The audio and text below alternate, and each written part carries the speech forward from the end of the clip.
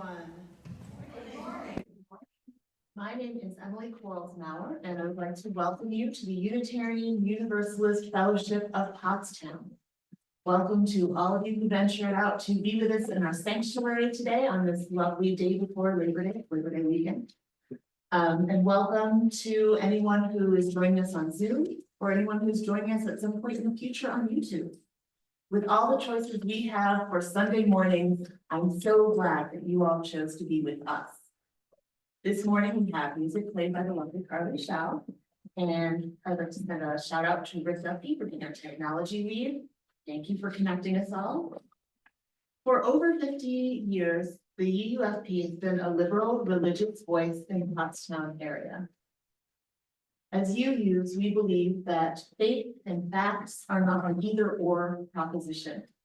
We believe that we can and we should honor the wisdom of the past, even as we acknowledge that the past doesn't have all the answers. And we acknowledge that one of the ways that we can honor the past is by learning from it instead of repeating it.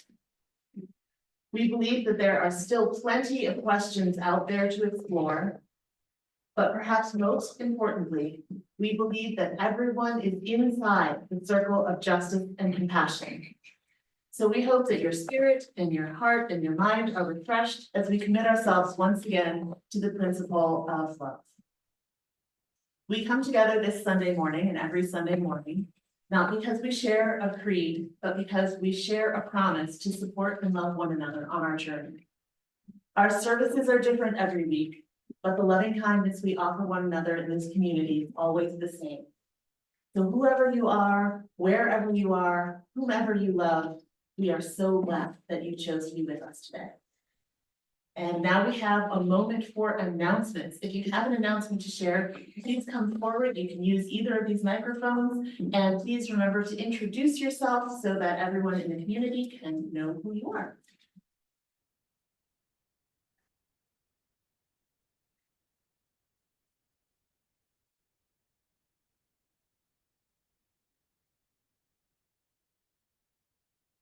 I'm Miranda.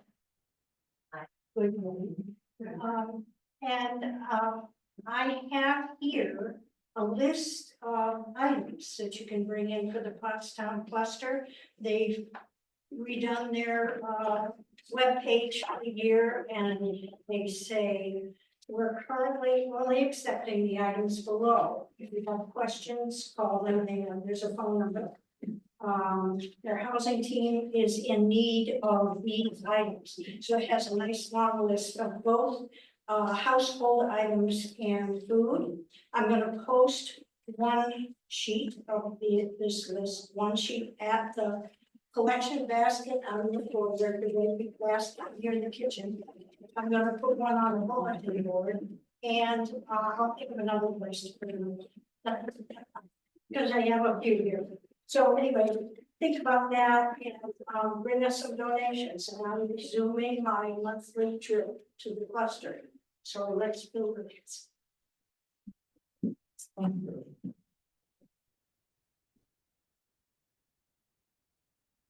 Actually, I do have an announcement. Today is the day that I'm taking the donations to Cradles to Crayons. So if anybody forgot their Cradles to Crayons donations, today was the last day. That's it.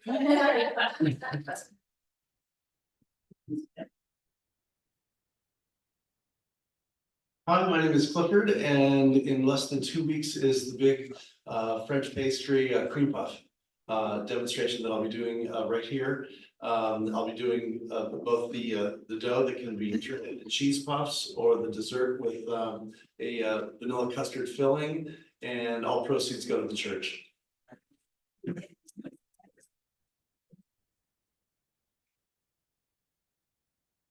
I do have a quick announcement. I'm Valerie, I'm the RE committee chair. As I'm sure you guys know, we are still looking for a nursery attendant and an RE teacher. So anything you can do to spread the word on that would be amazing. In the meantime, next week, we will be starting a new curriculum with our Embers class. That's the K-4. I've got that all printed out and ready to go. We'll be doing a lesson every couple weeks. And if anyone would like to volunteer to take a Sunday and you either have your clearances in or are willing to get them, please come see me. Where are the job description? I can too. I'm Mary, and I don't know if everybody knows this, but next Sunday is Carly's last Sunday with us. So everybody be here because it's the last time we are going to hear her wonderful playing until we can drag her back maybe for to be a guest. But she's going off to be at school full time, so, and she gave us her current schedule, and it's like, oh my heavens, I don't know. And sleep wasn't on it, so, just to let you know, and, we'll see you next Sunday.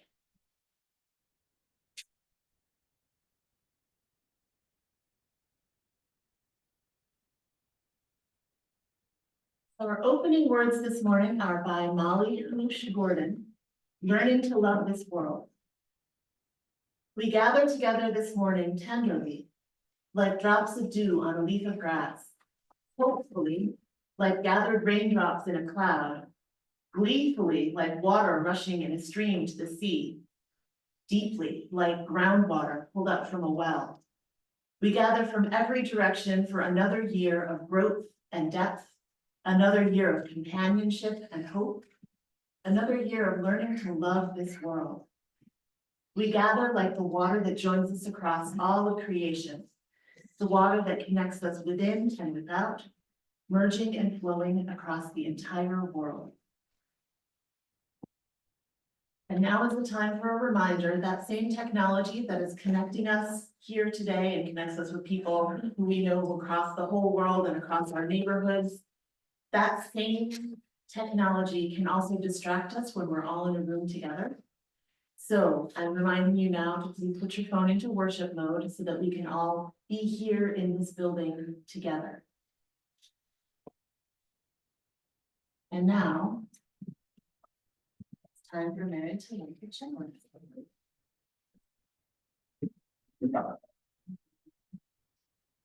Okay, and Cyrus?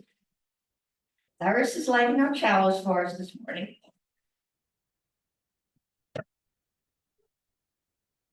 So, our chalice lighting this morning was written by the Oberlin, Ohio UU Fellowship. We light this chalice to find inner peace, love for each other, and faith in ourselves. Also to be welcoming and to whomever we meet, and kind to all living creatures. So gather around this light of hope as we share this time together. And now, since it's our opening Sunday, please join me in singing hymn number 361, Enter, Rejoice, and Come In.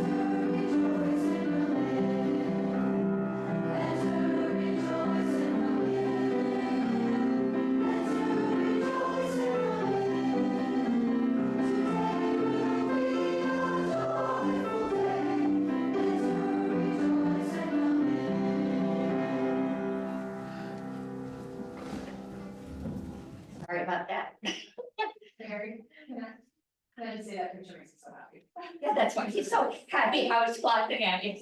I'm glad, thank you. Well, it said, don't be afraid of some change, and the reason, what happens when it's not on your script, oh, I forgot spirit flag. I'm sorry. Now is the time for the offertory.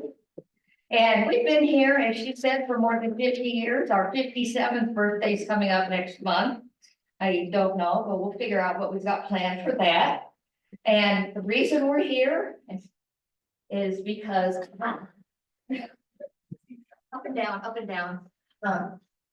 Over those 50-some years, we've all contributed our time, our talent, and our treasure, the 3 T's. And now's the time we're collecting a little treasure to help us keep the lights on. So thank you.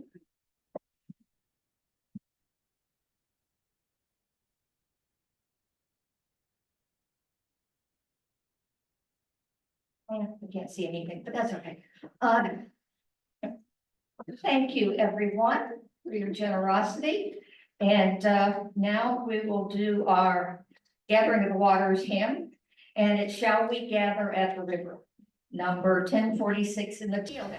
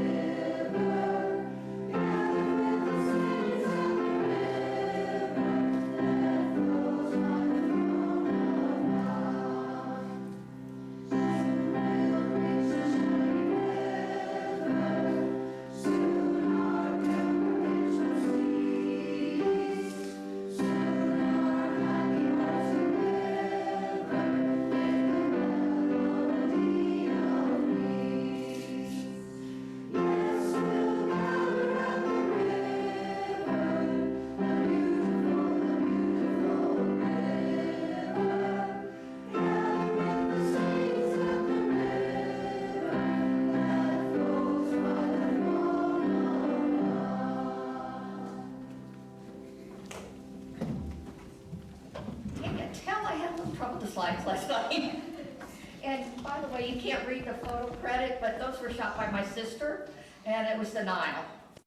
And look how beautiful and clean it was. It was just amazing. That's why I didn't put the Mississippi in, because it looks like this. So the Gathering of the Waters is our traditional first service of the fellowship year. We start in September because it's kind of a traditional UU thing, because in the history of UUs, they very often take the summer off. But because we have this beautiful building and we can do it, we have services all summer. But there are a couple of people that kind of traditionally don't come during the summer. So we're still keeping this as our opening Sunday. And water and air, those are the two critical things in our lives. Without either one, for any varying differences of moments in time, but we're kind of lights out if we don't have it. And since it would be really, really, really hard to merge the air from all the places we've been, we're gathering all these different waters. And then what we do is we save a part of it in a little jar, and we start next year's water. So that's why I have water in there. And then we'll put a little of it on the tree for Bob Jones out front. And think about all the ways water in its various forms impacts your life. A glass of nice cold ice water on a hot day is the best thing ever, whether you drink it or dump it over your head. It's an absolute joy to have a full body immersion in the water of a swimming pool or a lake or a river or a stream on a hot day. Or a really, really cold experience of running through a sprinkler in the backyard. But then again, there's the unexpected black ice skid in the winter. Or the unwelcome squish in the carpet in the basement and the water decided it wanted to make an unwelcome visit. So sometimes it seems it's always in the wrong place. One part of the world is just drenched and flooding and it's a mess. In another part, we have droughts and wildfires. It's like, couldn't you just spread it out a little? So, and as the ice melts in the Arctic and the Antarctic, I wanted to have a big ice picture, but I don't know what happened. Sea levels are rising and small islands, communities are really trying very, very hard to figure out what to do. And some of them are going to have to move because their homes are going to disappear. And we've already had homes disappear in this country. I think this week they showed a house in North Carolina that was built on stilts and just went into the water. It's beautiful to look at and listen to, and incredibly powerful and awe-inspiring. And it can be in many, many colors. We think of it as being blue or clear when it's in your water glass, but it can also be a deep, dark blue. It can be black. It can be light blue. It can be green, teal. And on one spot we went to this on one of my trips, it was pink. And then we get the mighty Mississippi and the Missouri rivers, which are just a beautiful color of brown. So, and then when it's frozen, it's white or it's blue. Or in some cases, it is also pink. And when you sleep, go to sleep, listening to the waterfall. Oh, I'm sorry, I skipped something. The other thing I love about water is the sound of it. My last trip on my travels this summer was Victoria Falls. And in addition to getting really wet, it was incredible to look at them, but to also just to listen to them. Listening to waterfalls or the ocean crashing onto the shore or on the hull of a ship, it's the best thing ever, at least I think so. So this year we're sharing, as tradition, our waters from our travels this summer or earlier in the year, depending on when you got it. Some may be water from far, far away. Some may be from our kitchen sinks or from here at the UUFP with the, it's not virtual. Well, is it virtual water? It's virtually pretending to be something else, but it's real water. So no matter where it comes from, they all mean something special to us. So I'd like have everybody line up because it's the easiest way to go. We wait for everybody to come up and be here till the cows come home. So, and tell your stories of what your water represents. Now, just out of curiosity, how many people remember to bring water? Not bad, guys. Not bad. I'm very impressed. So go ahead and whoever's first. While you're lining, I'll give you my water story. My summer vacation.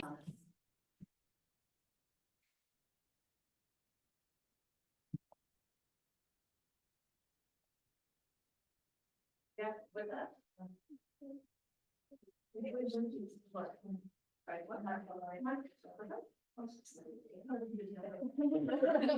The child's playing, the not playing, it's the more of the community, for the fire, that they each be carried in our hearts and in our hands. And so we are together.